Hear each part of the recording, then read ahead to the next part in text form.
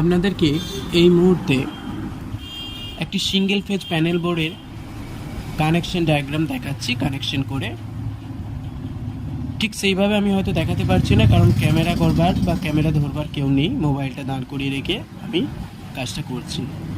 আমাদেরকে প্রথমে ফেজটাকে বিছিয়ে নিতে হবে, তারপরে নিউট্রাল, তারপরে ক্যাপাসিটর কানেকশন চলে আসবে।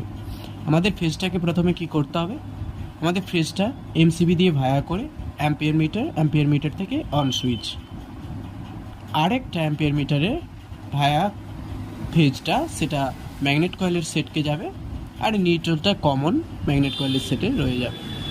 ক্যাপাসিটরের কানেকশন আমরা জানি রানিং স্টার্টিংয়ের লুপে হয়, অর্থাৎ রেড আর ইয়েলোতে। তাহলে আমরা রানিং ক্যাপাসিটরের একটা কানেকশন এখানে ইয়েলোতে দিয়ে দিয়েছি। এরপরে স্টার্টিং ক্যাপাসিটরের যে পাওয়ার, আমরা অ্যাম্পিয়ার মিটারের কাছ থেকে একটা ফেজ নিয়েছিলাম অন সুইচে, সেখান থেকে পাওয়ারটাকে স্টার্টিং ক্যাপাসিটর দিয়ে আমরা মোটর টার্মিনালে পাঠাবো।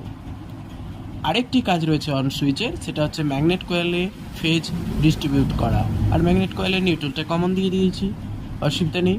তাহলে এই কানেকশনটা করে ফেলবো আমরা খুব দ্রুত করে ফেলতে পারলে আমাদের খুব ইজিলিভাবে প্যানেল কানেকশন অনেক ধরনের হয়, অনেক রকমের হয়, অনেকভাবে করা যায়, কিন্তু মেন একটাই জিনিস, হ্যাঁ, এইভাবে আমরা কানেকশন করব।